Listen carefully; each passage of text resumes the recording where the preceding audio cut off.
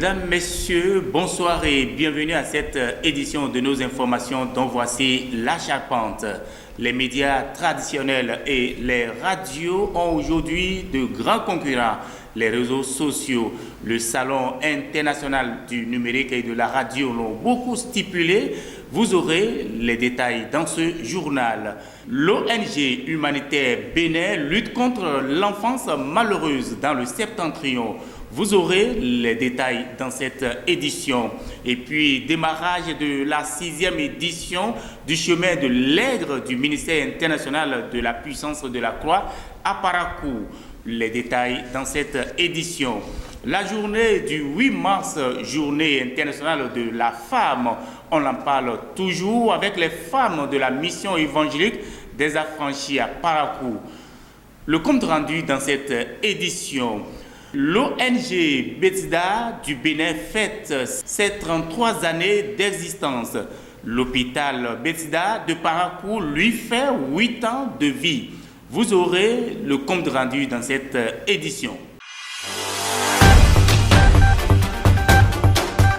Je le disais il y a quelques instants, mesdames, messieurs, les médias traditionnels et les réseaux sociaux sont aujourd'hui en grande concurrence avec les réseaux sociaux. Les différentes interventions au cours du Salon international de la radio et du numérique ont beaucoup mis l'accent sur les nouveaux médias.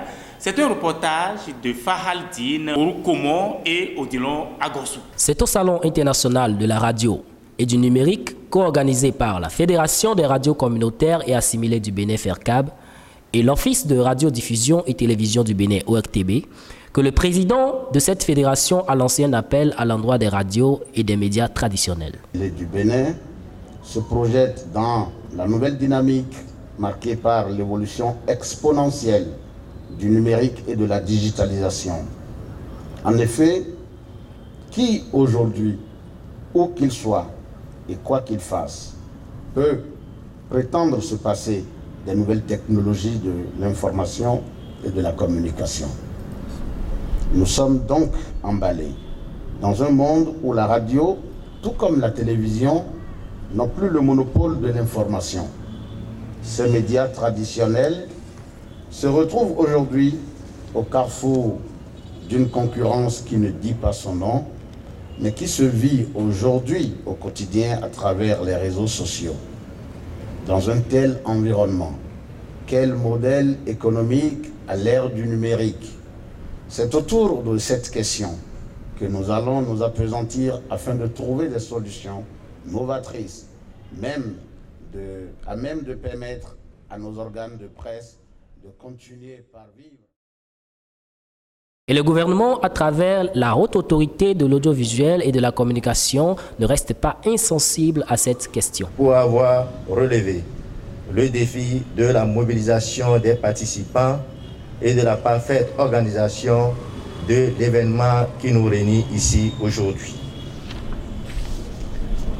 Mesdames et messieurs, la haute autorité de l'audiovisuel et de la communication, en sa qualité de garante de l'exercice de la liberté de presse et de communication, je dois d'être à ce rendez-vous du donner et du savoir, car elle veille à la qualité et à la diversité des programmes, au développement de la production et à la création audiovisuelle nationale, ainsi qu'à la mise en valeur du patrimoine culturel et universel, tout en garantissant les conditions du soutien de l'aide de l'État à la presse publique et à la presse privée.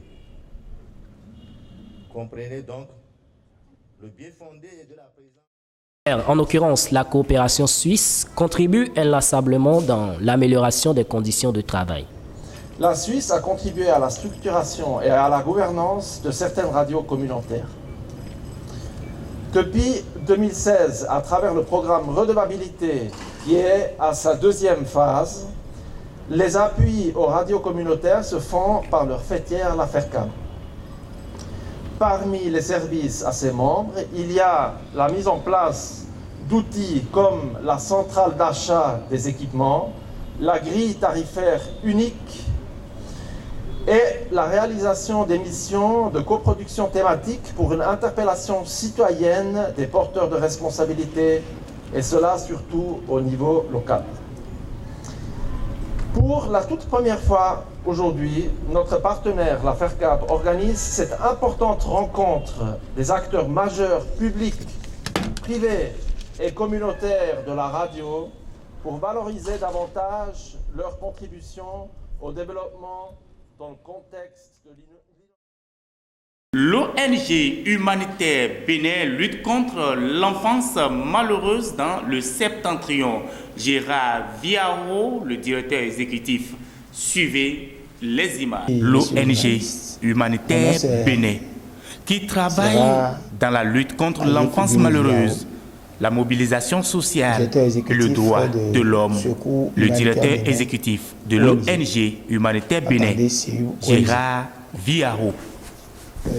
Des campagnes de sensibilisation pour éradiquer dans notre société le phénomène des enfants qui naissent avec des fentes labiales. Le message est désormais clair. L'ONG humanitaire Bénin et l'hôpital Saint-Jean-de-Dieu de Tanguieta multiplient des actions pour sauver des enfants avec des fentes palatines. Nous sommes également dans la santé, à travers la mobilisation sociale en santé. Et nous avons un volet droit de l'homme, droit de la femme et droit des enfants, que j'appelle volet gouvernance. Secours humanitaire Bénin ONG a un conseil d'administration, une direction exécutive et un commissariat aux comptes. Voilà un peu ce que nous sommes. Nous avons travaillé déjà avec plusieurs partenaires. Merci beaucoup. Vous savez, la question de l'enfance malheureuse a plusieurs compartiments. Un enfant qui est dans une famille monoparentale, par exemple, peut subir l'enfance malheureuse. Un enfant abandonné peut subir l'enfance malheureuse. Les enfants de rue, c'est ça qu'on appelle les enfants abandonnés, peuvent subir l'enfance malheureuse. Cette année 2023 déjà, nous avons reçu... Démarrage de la 6e édition du chemin de l'Aigre du ministère international de la puissance de la croix à Parakou, Sabirou Tawema et Bernardin Ntonta. Le serviteur de Dieu, Paul Akinlolou Bankole, du ministère international de la puissance de la croix, a lancé la 6e édition de la conférence du chemin de l'Aigre, passée sous le thème de sa plénitude. C'est dans le livre saint de Jean, chapitre 1, verset 16, que les fidèles de cette congrégation vont se servir pour meubler le débat chrétien. La présence remarquable du révérend pasteur Oyetayo du Nigeria, Amos Tankaya et du pasteur Ojoromi et bien d'autres invités de marque. Les hommes de Dieu et les fidèles à la fin de l'événement. Mon nom c'est Tankaya Amos, je suis pasteur dans la mission internationale pour la restauration humaine et l'évangélisation, un des membres organisateurs de cette conférence intitulée Le chemin de l'Aigle. Oui, la conférence Le chemin de l'Aigle a effectivement démarré ce matin avec trois communications qui sont très très importantes et trois communications qui nous ont vraiment édifiés. La première communication a été donnée.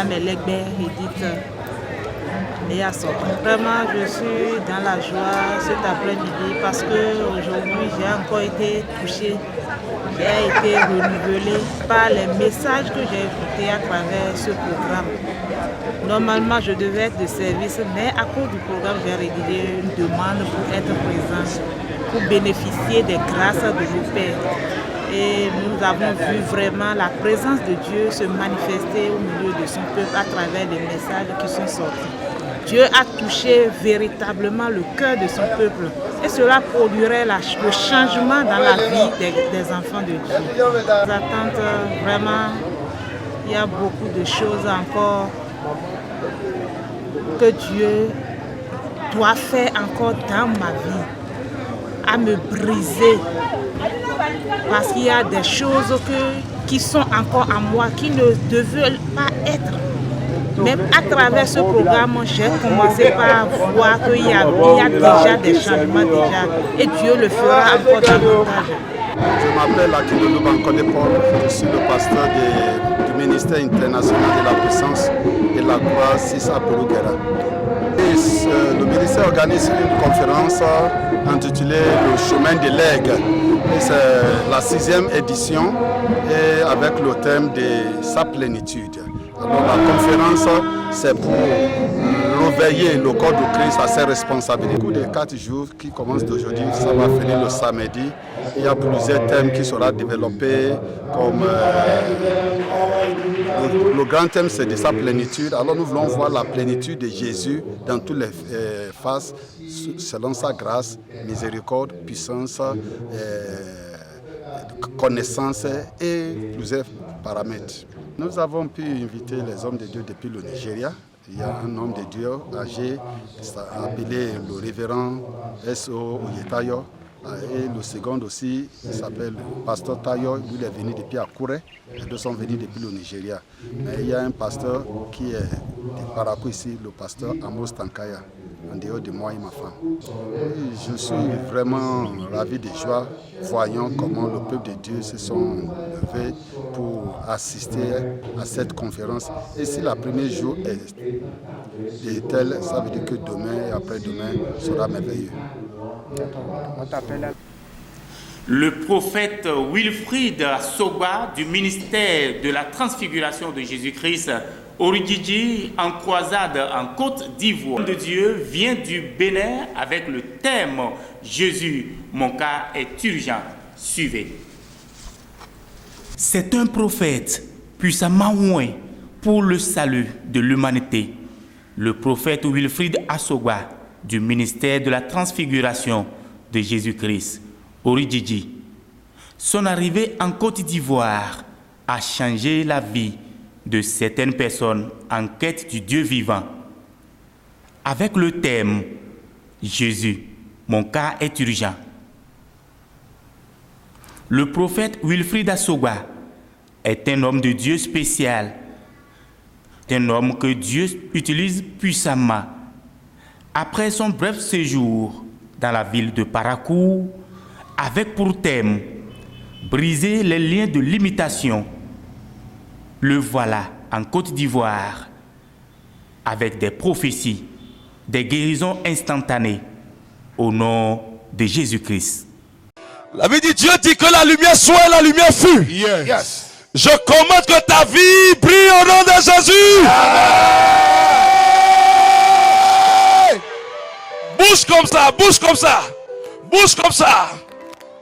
Tel que cette lumière vacille, ainsi ta bénédiction va briller de part et d'autre. Va briller. Amen. Shabalabalabala. Shateketeria. Je commande. Yes. À partir d'aujourd'hui, ton portable t'amène bonne nouvelle. Les brosseteries bocatarabalabala. Litorobo seteria gadalia doroboteta. J'ordonne que les ténèbres disparaissent de ta vie au nom de Jésus. Que les huissiers aident les gens parce que les gens sont en train de tomber. Les brosseteries bocatarabalabala. Indelegaderos setariabos. Je commande, tel que cette lumière brille, ta vie doit briller. Dis ma vie brille. Ma vie brille.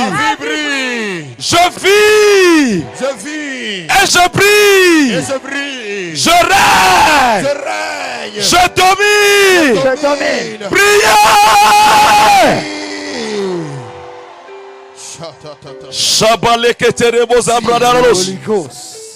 Tout ce qui est ténèbres, qui veut te visiter, par ce acte prophétique, je commande que la lumière les disperse.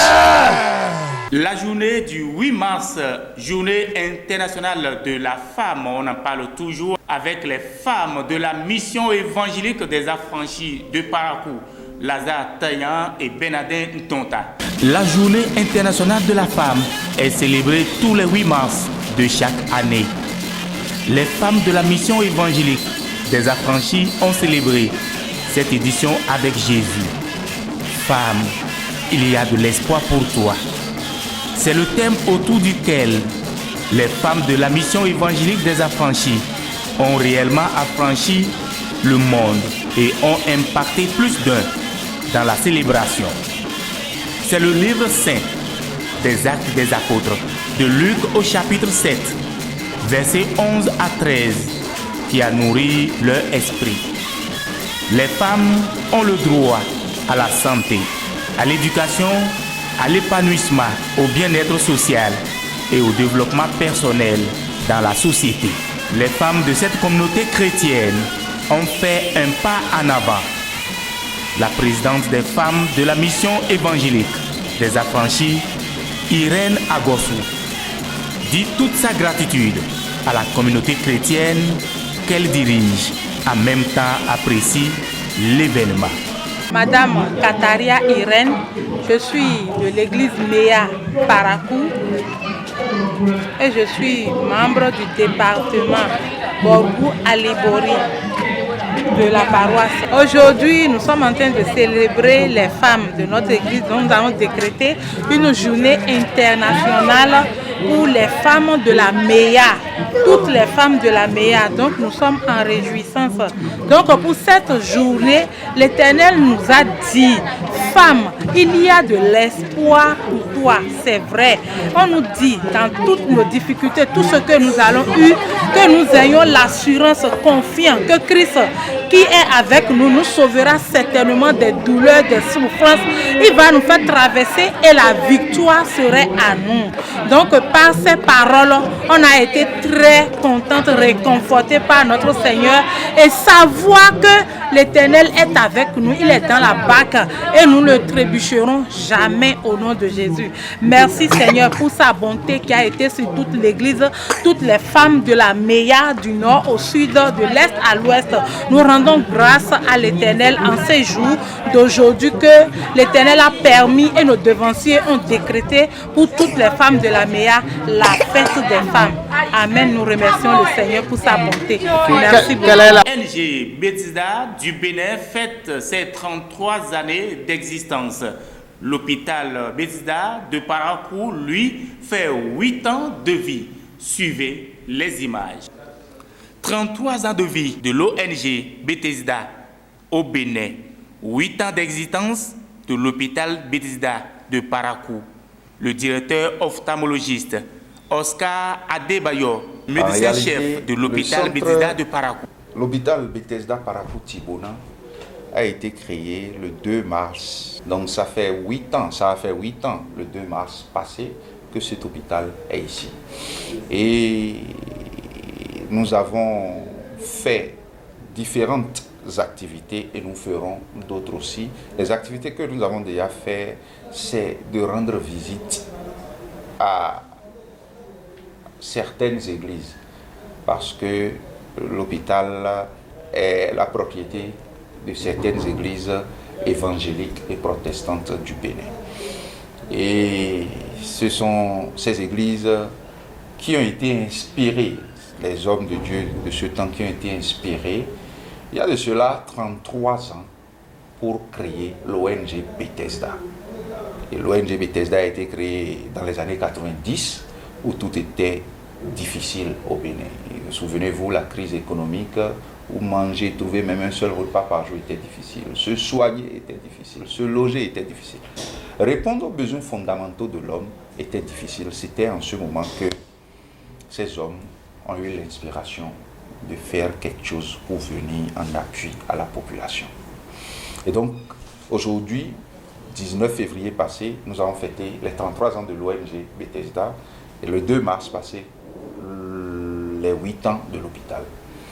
Les activités pour marquer ces 8 ans, ce sont d'abord la consultation. Nous avons offert une série de consultations gratuites à la population. Quand on prend le service de la maternité, toutes les femmes qui nous ont visités les 13, 14 et 15 mars ont bénéficié d'une consultation gratuite. Et quand on dit gratuit, c'est vraiment gratuit. Ils payent juste le carré qui est à 100 francs et on les consulte. À ces femmes, si dans le lot, il y a eu dans le lot des femmes qui étaient en état de grossesse, nous leur avons donné gratuitement des comprimés de ferfoldine pour prévenir l'anémie parce que l'anémie est une cause de décès maternel. En dehors de ça, nous avons distribué aussi des comprimés pour prévenir le paludisme chez ces femmes-là, parce que paludisme et grossesse ne font pas bon ménage. Et nous l'avons fait gratuitement. Nous revenons dans le service de la médecine. Là aussi, nous avons consulté et dépisté gratuitement des cas d'hypertension artérielle et de diabète. Et tenez-vous tranquille, au cours de ces 3 jours, nous avons reçu des cas vraiment graves d'hypertension artérielle. Des gens qui avaient des chiffres tensionnels élevés, mais qui, par faute de moyens, étaient à la maison, ne venaient pas consulter. Quand ils ont appris que nous faisons la gratuité, ils sont venus. Et au cours de nos consultations, nous avons constaté que leur chiffre tensionnel était très élevé. Il y en avait qui avaient jusqu'à 220, 95 mm. Non, 220, 115 mm de mercure. Il y a un autre, c'était 295. Bref, les chiffres tensionnels étaient élevés. Il y a certains chez qui on avait dépisté aussi le diabète qui ne se connaissaient pas diabétiques. Et ceux-là, nous les avons suivis. Et tout ça, nous avons fait ça gratuitement. Quand on vient au niveau du service de l'ophtalmologie, là, nous avons décidé de consulter gratuitement les 100 premières personnes. Nous avions annoncé les 100 premières personnes, mais nous avons dépassé largement ces 100 premières personnes. Nous étions obligés de nous arrêter parce que le financement que nous avons obtenu ne nous permettait pas de faire plus. Et c'est grâce à l'ONG Vision for All Bénin qui a été soutenu par la Fondation Vision for All Suisse, que nous remercions d'ailleurs au passage, que nous avons pu offrir ces services de gratuité au niveau de l'ophtalmologie et leur faire aussi le scanner de l'œil gratuitement, une analyse qui coûte habituellement entre 35 et 60 000. Nous les avons fait gratuitement pour dépister le glaucome chez ces personnes-là. Et grâce à cette ONG Vision for All Bénin, soutenue par la Fondation Vision for All Suisse. Quand on dépiste et on voit que vous avez le glaucome, grâce à cette ONG, cette fondation, nous avons donné aussi gratuitement des médicaments pour traiter ce mal qu'est le glaucome. Et nous ferons le suivi ultérieurement. Voilà les activités de gratuité que nous avons faites en marge de ces 8 ans d'existence de l'hôpital Bethesda Parakou Tibona. En dehors de ça, demain vendredi, nous organiserons un déjeuner avec le personnel et la population et certains hommes de Dieu pour commémorer ces 8 ans. Nous allons fêter ça avec tout ce monde-là. Et en dehors de ça, nous allons honorer une des nôtres qui est en réalité la première à venir ici en 2015, comme je l'ai dit. Et en ce temps, c'était la Haute Brousse ici.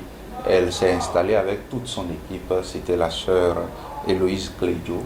Une forte fréquentation de tous les services, mais l'ophtalmologie constitue le secteur de pointe de cet hôpital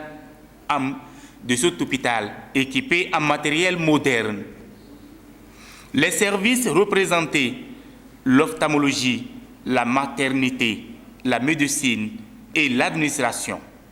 Dans l'administration, l'aumônerie occupe une place de choix et c'est le pasteur Eloge Atimawa Sonou qui est en charge des questions spirituelles et le suivi des patients. Je suis ici depuis un temps pour faire accompagnement spirituel des patients et même du personnel de l'hôpital Bethesda. Mesdames, Messieurs, c'est tout pour cette édition de nos informations. Merci de nous avoir suivis chez vous. On se retrouve demain.